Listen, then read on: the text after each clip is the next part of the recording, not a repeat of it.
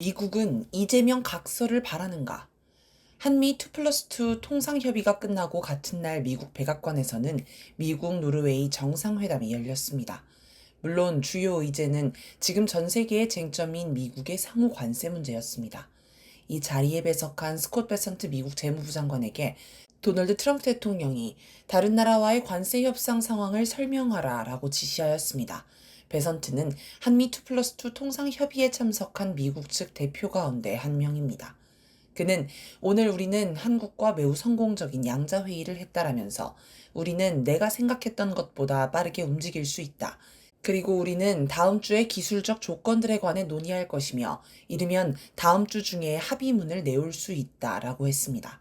또 한국인들은 다른 나라들보다 빨리 협상하러 왔다.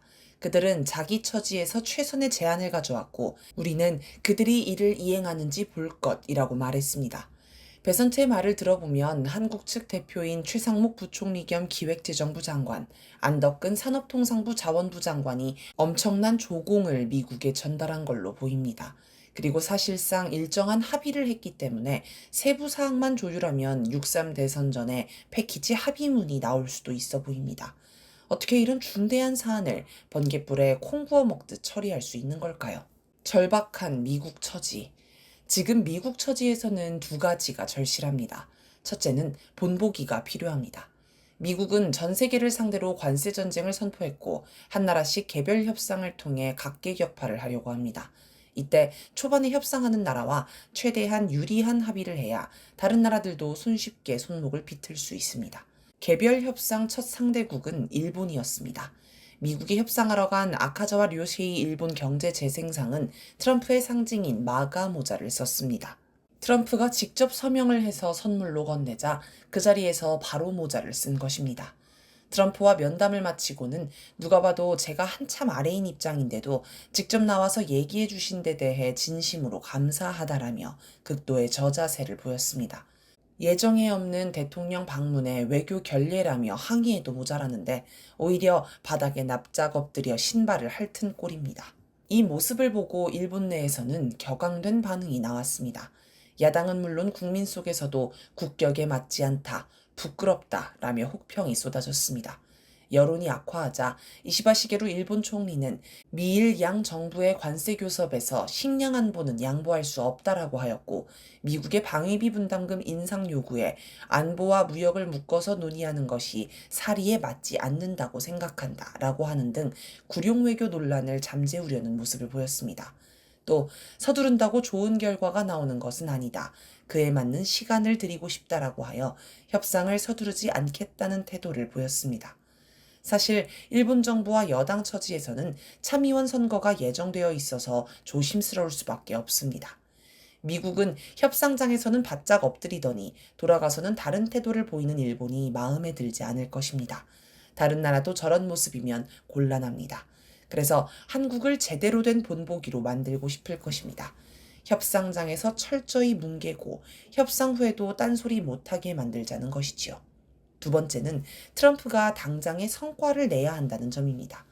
미국 국채금리 폭등 등의 이유로 상호 관세를 90일 유예한 것도 그렇고 중국이 예상과 달리 전면전으로 대응하는 것도 그렇고 트럼프는 지금 세계 면전에서 굴욕을 당하고 있습니다.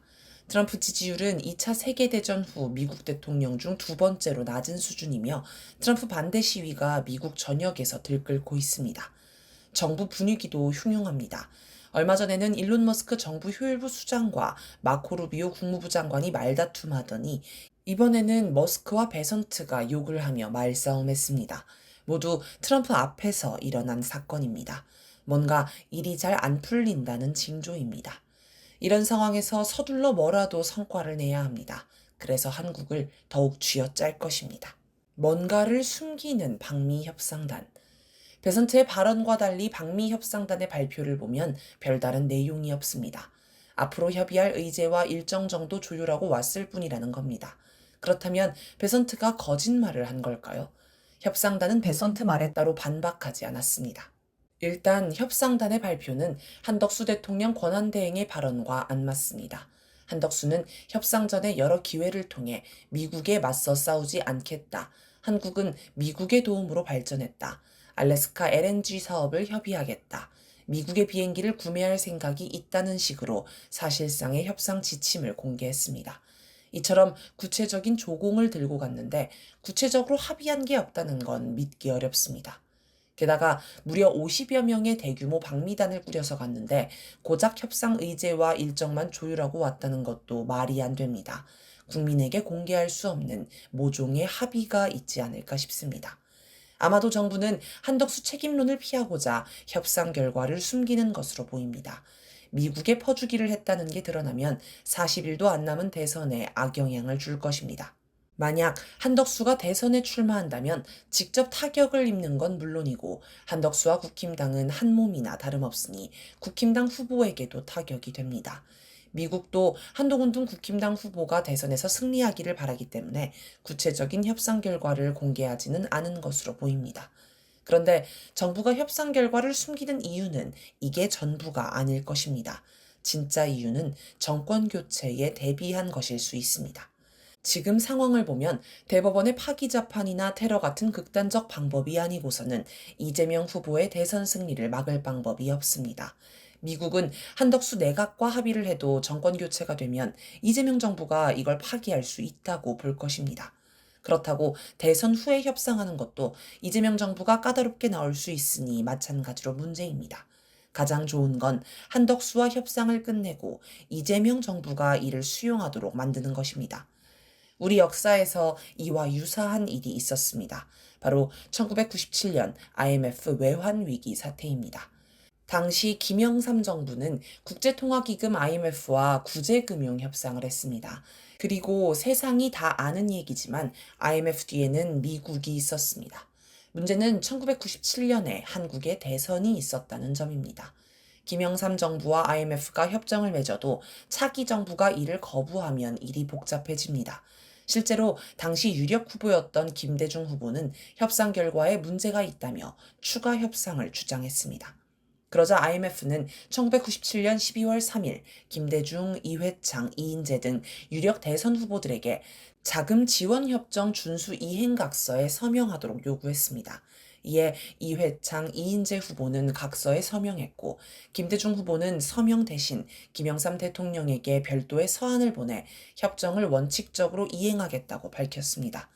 당시 정부와 후보, 언론과 국민 모두는 굴욕적이라며 분개했습니다. 지금 상황이 이와 비슷합니다. 어쩌면 미국은 이재명 후보를 비롯한 각 당 후보에게 서명을 요구하려고 할지도 모릅니다. 한덕수 내각과 이러저러하게 합의했으니 누가 대통령이 되든 합의를 그대로 이행하겠다고 약속하라는 것이겠지요. 그럼 이재명이 서명을 할까요? 그냥 요구해서는 안 할 것 같습니다. 그래서 미국은 대법원 파기 재판으로 이재명을 협박하지 않을까 싶습니다. 미국은 이런 식으로 공포심을 이용해 다른 나라 정치인을 좌지우지해 온 나라입니다. 미국의 노라고 말하는 대통령이 되겠다며 당선된 고 노무현 전 대통령을 향해서도 미국은 국가 신용 등급을 낮출 수 있다고 협박해 끝내 굴복시켰습니다. 미국은 대법원 파기 재판으로 이재명을 낙마시키는 걸 기본으로 추진할 것입니다. 하지만 이건 너무 부담되는 방법입니다. 파기 재판을 밀어붙였다가 민심이 폭발하는 걸 감당하기 어렵겠다고 판단이 되면 재판을 지연시키면서 이재명을 길들이는 수단으로 활용할 수도 있을 것입니다. 트럼프의 장남 트럼프 주니어가 방한한다고 하는데 이와 관련 있을 수 있습니다. 트럼프 주니어는 트럼프 정부의 막후 실세로 꼽힙니다. 트럼프를 대리해 이재명의 서명을 받아내는 것과 관련한 작업을 할지도 모르겠습니다. 배선트에 따르면 다음 주면 합의문이 나올 수도 있다고 했으니까요. 결국 판단의 기준은 광장의 여론입니다. 국민이 틈을 주지 않고 쉴 새 없이 몰아치면 미국과 내란 세력이 다른 꼼수를 쓸 수 있는 여지가 점점 사라집니다. 한시도 긴장을 늦춰서는 안 되겠습니다.